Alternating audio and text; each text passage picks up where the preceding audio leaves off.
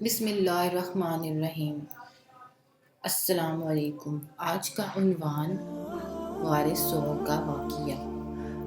جب نبی پاک صلی اللہ علیہ وآلہ وسلم کے قتل کی سازش قریش مکہ کے لوگوں نے شروع کر دی تو حضرت جبرائیل علیہ السلام آپ صلی اللہ علیہ وآلہ وسلم کے پاس وحی لے کر حاضر ہوئے اور آپ کو قریش کی سازش سے آگاہ کرتے ہوئے بتایا کہ اللہ تعالیٰ نے آپ کو یہاں سے روانگی کی اجازت دے دی اور فرمایا کہ آپ یہ رات اپنے اس بستر پر نہ گزاریں جس پر اب تک آپ گزارتے تھے۔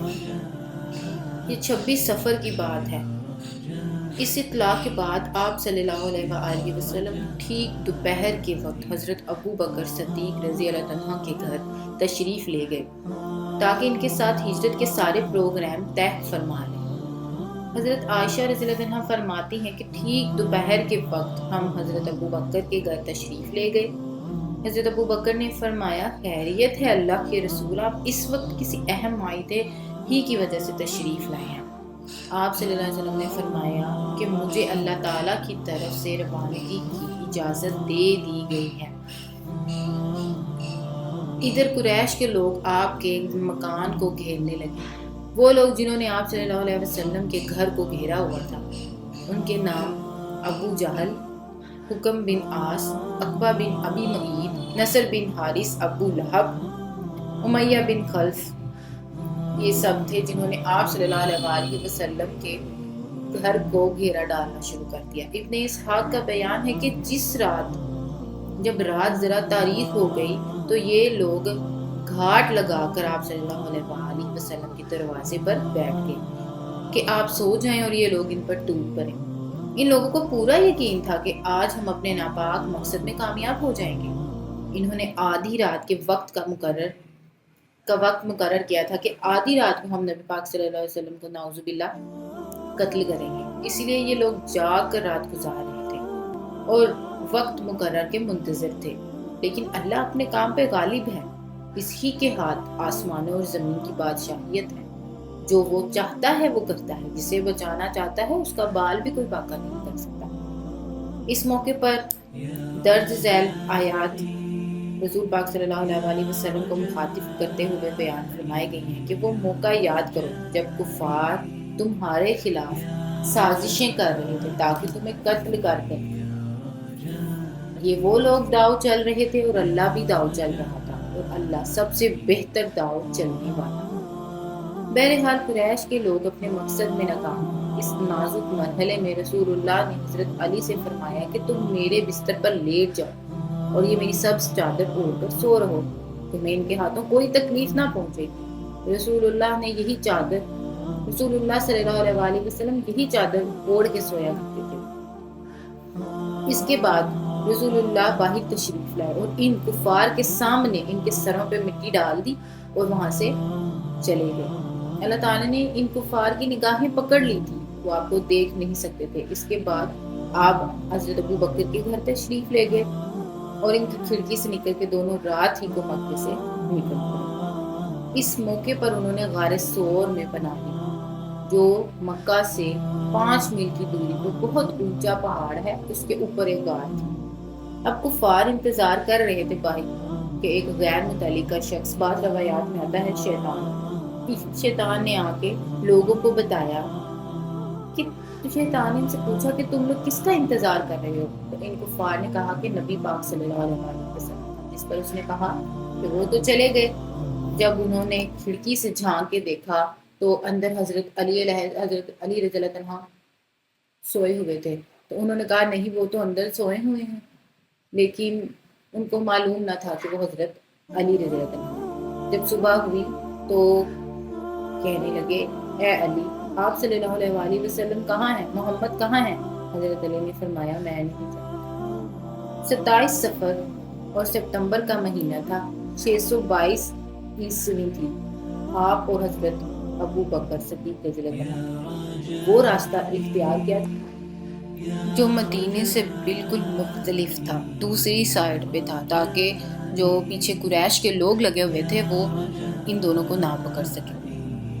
جب حضرت محمد صلی اللہ علیہ وآلہ وسلم اور حضرت ابو بکر صدیق رضی اللہ عنہ غار میں پہنچے بعض روایات میں آتا ہے کہ آپ کے دونوں پاؤں اور آپ کے ہاتھ بھی زخمی ہوئے۔ غار کے پاس پہنچ کر حضرت ابو بکر صدیق نے کہا پہلے میں اندر جاؤں گا، اے اللہ کے رسول پہلے مجھے اندر جانے دے۔ جب حضرت ابو بکر تو انہوں نے پہلے غار کی صفائی کی، یعنی وہ جہاں اندر جو پتھر وغیرہ تھے وہ اٹھا کے باہر پھینکے، اور جو سوراخ تھے کچھ سوراخ جو غار کے اندر تھے انہوں نے پتھروں سے بھر دیے، پھر بھی باقی رہ کے سوراخ۔ پھر حضرت ابو بکر صدیق نے اپنی قمیض اپنی چادر اتاری اور اس کو پھاڑ کر ان سوراخوں کو بھرنا شروع کر دیا۔ اس کے باوجود ایک سوراخ بچ گیا جس پر حضرت ابو بکر صدیق نے اپنا پاؤں رکھ دیا اور حضرت محمد صلی اللہ علیہ وسلم سے عرض کی کہ یا رسول اللہ آ جائیے۔ جب حضرت محمد صلی اللہ علیہ وسلم اندر داخل ہوئے غار کے اندر تو حضرت ابو بکر صدیق کی گود میں سر رکھ کر سو گئے کہ اچانک اس سوراخ میں سے کسی چیز نے ڈسا۔ بعض روایات میں آتا ہے سانپ نے ڈسنا شروع کر دیا اور وہ ڈستا چلا گیا، لیکن حضرت ابو بکر صدیق نے کوئی آواز نہ نکالی اور پاؤں بھی نہ ہٹایا، برداشت کرتے رہے کہ کہیں نبی پاک صلی اللہ علیہ وسلم اٹھ نہ جائیں۔ سب کچھ انہوں نے برداشت کیا، لیکن ان کی آنکھوں سے آنسو نکل آئے، اور وہ آنسو آپ صلی اللہ علیہ وسلم کے جب اوپر گرے تو انہوں نے کہا ابو بکر کیا ہوا ہے؟ تو آپ نے فرمایا کہ اے اللہ کے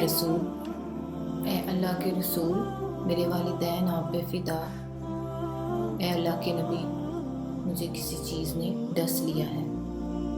تو پھر آپ صلی اللہ علیہ وسلم نے اپنا لباب مبارک ان کے پاؤں پہ لگایا، جس کی وجہ سے ان کی تکلیف دور ہوتی تھی۔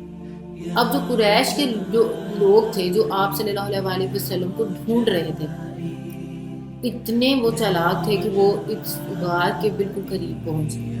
جب بالکل قریب پہنچ گئے کہ یعنی اگر وہ اپنے پاؤں کی سیٹ میں دیکھتے تو ان کو نبی پاک صلی اللہ علیہ وسلم اور حضرت ابو بکر صدیق رضی اللہ عنہ نظر آ جاتے، تو حضرت ابو بکر صدیق نے گھبرا کر فرمایا کہ اے اللہ کے رسول یہ تو ہمیں پکڑ لیں گے، اور تھوڑی دبی آواز میں بولے اور کہنے لگے کہ میں اپنے لیے اتنا پریشان نہیں جتنا کہ میں آپ کے لیے پریشان ہوں۔ تو آپ صلی اللہ علیہ وسلم نے فرمایا اے ابو بکر کیا تم ان دو لوگوں کے بارے میں تم کیا خیال کرتے ہو کہ جس کا تیسرا اللہ ہو؟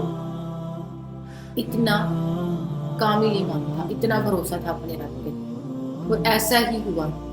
غار ثور کے بعد جو دروازہ مطلب جہاں سے انٹر ہوتے ہیں اس کے اوپر مکری نے جالا بنانا شروع کیا، جالا بن گیا اور کچھ 2 جنگلی کبوتر تھے جنہوں نے اندر دیکھا۔ جب وہ قریش کے لوگوں نے چاہا کہ وہ غار کے اندر دیکھیں تو ان میں سے کسی ایک نے کہا یہاں تو جالا لگا ہوا ہے، ایسا ہو ہی نہیں سکتا کہ اندر کوئی جائے، اگر کوئی اندر جاتا تو یہ جالا ٹوٹا ہونا تھا۔ اس سے ثابت ہوتا کہ اللہ تعالیٰ نے کس طرح سے اپنے پیغمبر کی حفاظت کی ہے۔ اور پھر اس کے بعد وہ لوگ چلے گئے۔ جب صبح ہوئی تو نبی پاک صلی اللہ علیہ وسلم 3 دن تک آپ صلی اللہ علیہ وسلم غار ثور میں رہے، اور اس دوران حضرت ابو بکر صدیق کے بیٹے رات کے وقت آتے تھے اور صبح کے وقت چلے جایا کرتے تھے آپ رضی اللہ عنہ کے لیے اور آپ صلی اللہ علیہ وسلم کو کھانا لے کے۔ بعض روایات میں یہ بھی ملتا ہے کہ حضرت ابو بکر صدیق کے بیٹے جو قریش کے لوگ باتیں کرتے تھے وہ بتانے کے لیے ان کو آتے تھے، اور پھر وہ باتیں بتا کر دوبارہ سے چلے جایا کرتے تھے، سے وہ دودھ پیتے تھے اور پھر وہ وہاں سے چلے جاتے تھے۔ 3 دن تک آپ صلی اللہ علیہ وسلم اور حضرت ابو بکر صدیق اس غار میں رہے ہیں۔ اس کے بعد جب تیسرے دن انہوں نے نکلنا تھا تو آپ صلی اللہ علیہ وسلم نے فرمایا اے ابو بکر تیری چادر کدھر ہے؟ تو حضرت محمد صلی اللہ علیہ وسلم کو حضرت ابو بکر صدیق نے کہا کہ اے اللہ کے رسول وہ یہاں جو سوراخ تھے میں نے پھاڑ کے اس میں بھر دی، اس سوراخوں کو بند کیا۔ تو حضرت محمد صلی اللہ علیہ وسلم نے اللہ کے حضور دعا کی کہ اے اللہ میں حضرت ابو بکر سے راضی ہوں، تو بھی اس سے راضی ہو جا اور اس کو بخش دے اور جنت عطا فرما۔ جس پر اسی وقت حضرت ابراہیم علیہ السلام آئے اور فرمانے لگے کہ اللہ کے پیارے محبوب آپ کی دعا سن لی گئی ہے۔